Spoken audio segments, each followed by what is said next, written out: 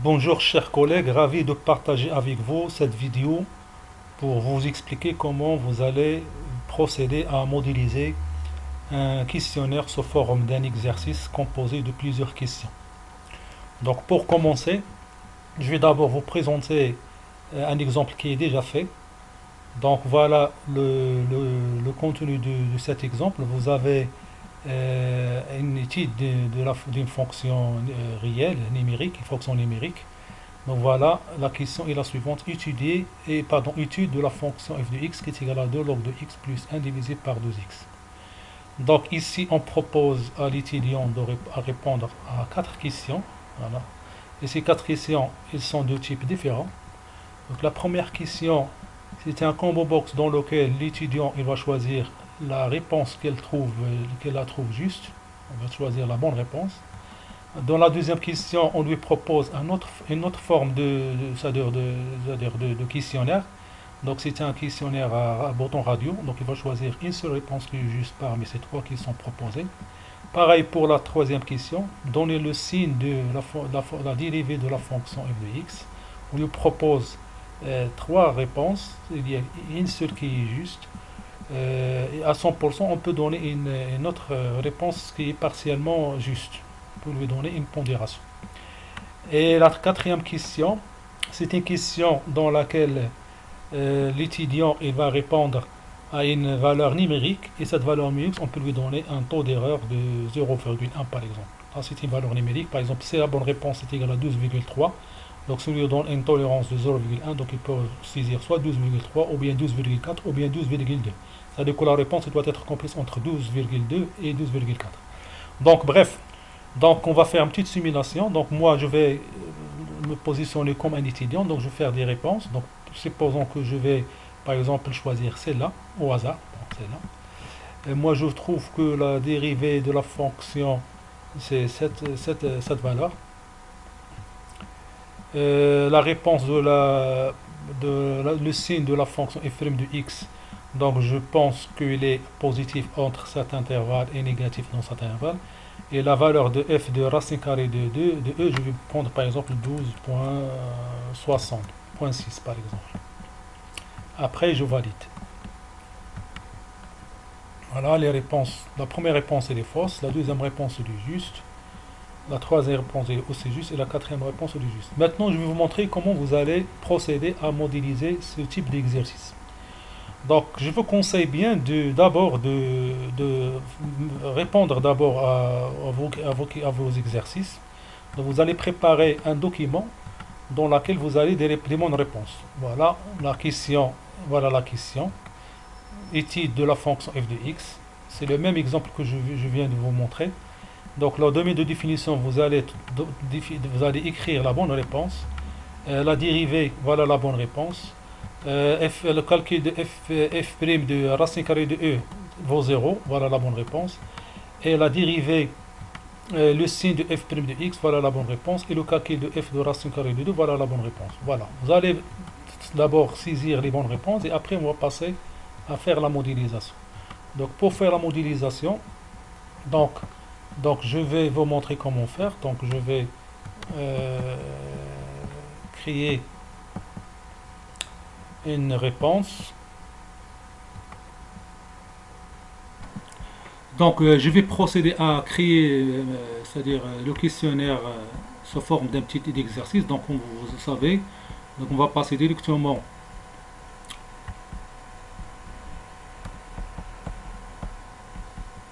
à module que vous enseignez. Et après, on va choisir banque de questions. Donc, on va choisir question. Après, on va choisir la catégorie de la question. Voilà, moi je vais prendre par exemple cette catégorie. Après, on va créer la question. Donc, le type de la question que vous allez choisir une question qui s'appelle question close. C'est une question à trop. Donc, close, vous cliquez sur close, vous mettez ajouter. Voilà. Vous allez donner le nom de la question. Par exemple, exercice 1. Et ici, vous allez saisir, c'est-à-dire l'énoncé avec la réponse, c'est-à-dire l'élément de correction. Donc, moi, je vais faire copier-coller tout ça. CTRL-C.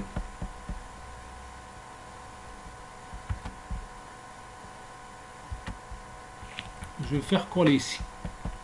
C'est clair? Maintenant, je vais mettre ici les questions. Donc, voilà la réponse pour la première question. Voilà. Dans mes définitions, c'est de 0 jusqu'à plus l'infini.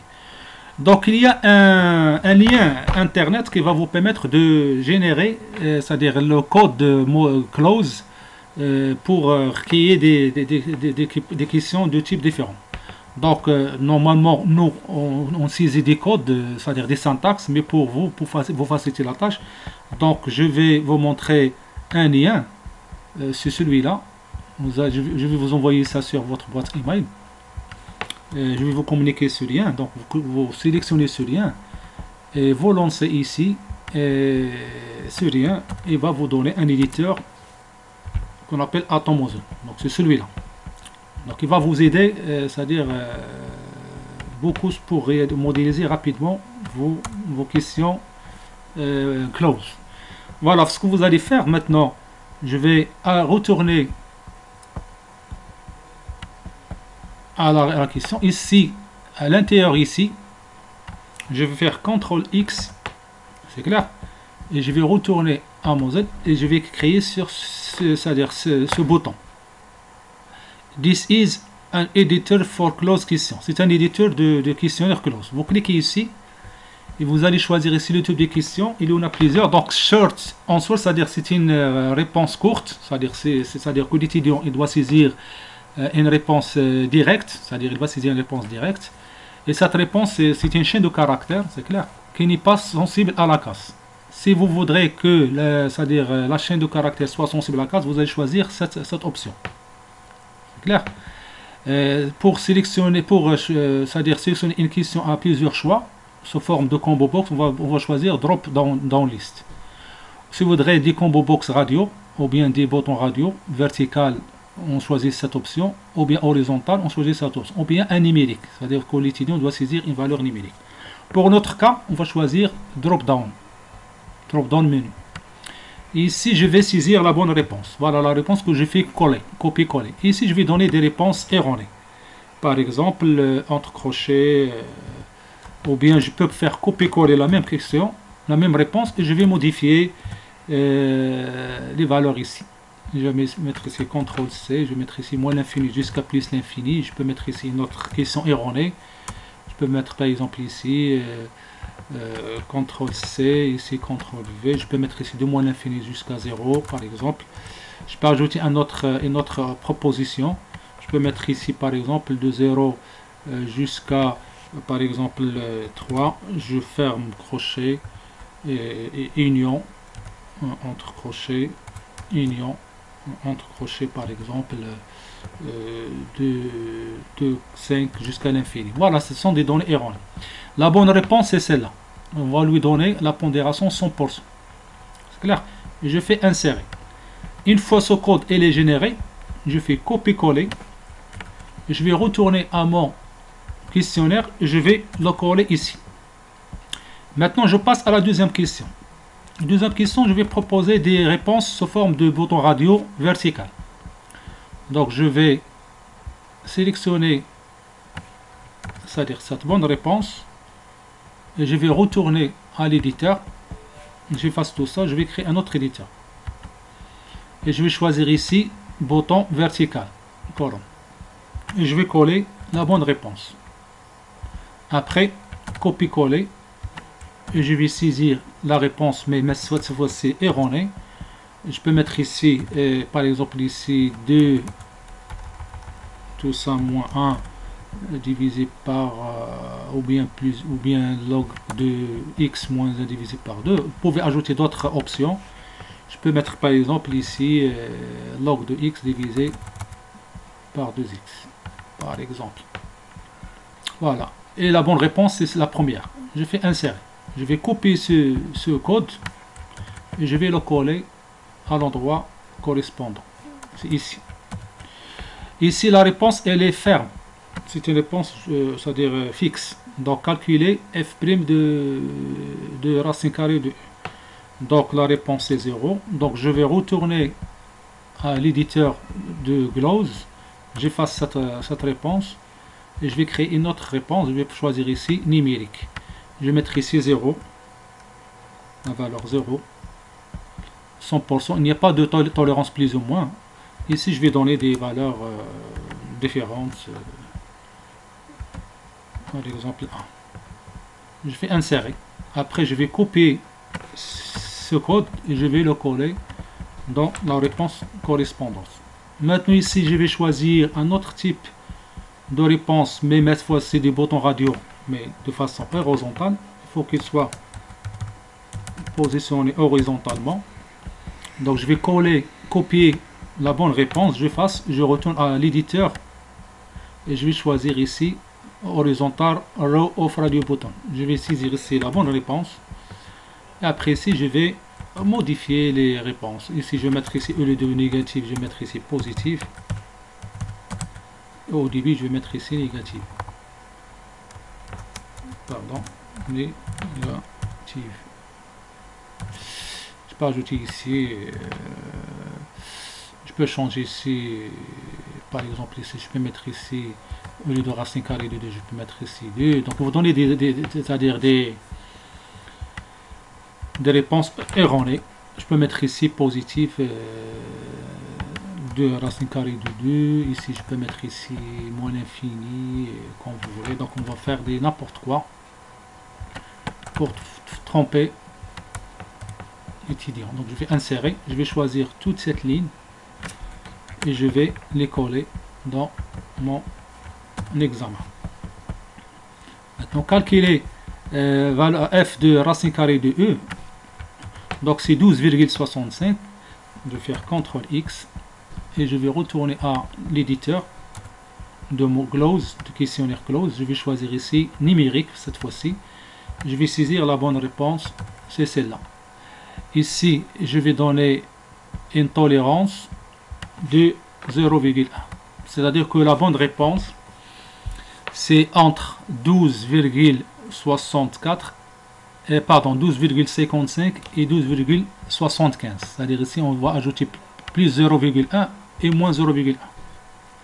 Vous pouvez donner, par exemple, voilà, on fait insérer. Si vous voudrez que vos deux valeurs peuvent faire, c'est-à-dire une tolérance, c'est-à-dire un pourcentage, si la question, par exemple, si il a mis 12, donc 76 par exemple 76, je peux lui donner par exemple 50% de la question. 50% de la question. C'est-à-dire 50% de la note. Voilà, on peut prendre par exemple ici cette information. Je vais coller et je vais copier-coller cette formule et je vais la déposer ici. Voilà. Donc une fois terminé, n'oubliez pas de cliquer sur décoder et vérifier le texte de la question pour voir est-ce que tout va bien. Je clique sur décoder et vous allez voir que vous avez ici des questions.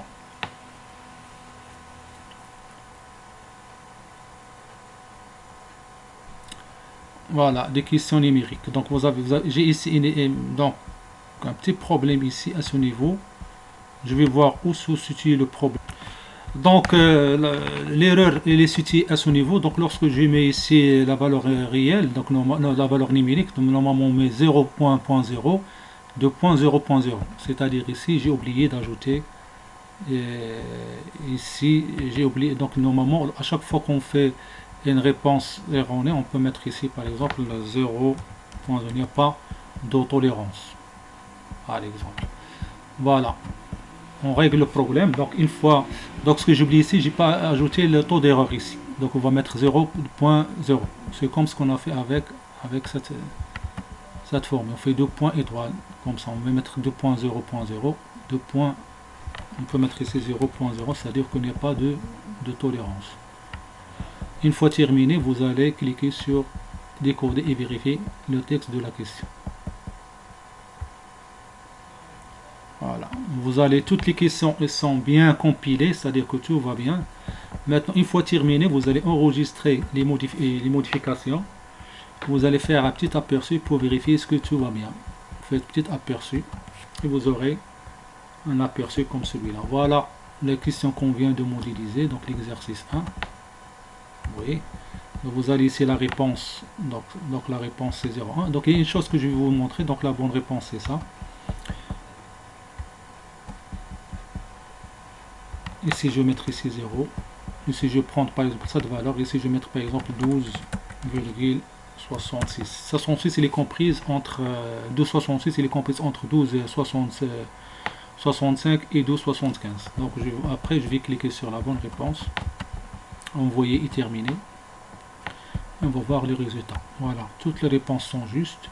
Donc il y a une chose que je veux vous signaler, c'est que normalement si vous mettez ces réponses comme ça, normalement on aura des réponses c'est-à-dire séquentielles comme ça. Donc si vous voudrez que les questions changent de l'ordre, c'est-à-dire il ne faut pas que toujours on va avoir toujours 0 plus l'infini comme première proposition et moins l'infini plus l'infini deuxième proposition et moins l'infini 0 pour la troisième proposition et moins l'infini jusqu'à 3 union 5 jusqu'à plus l'infini à cet ordre.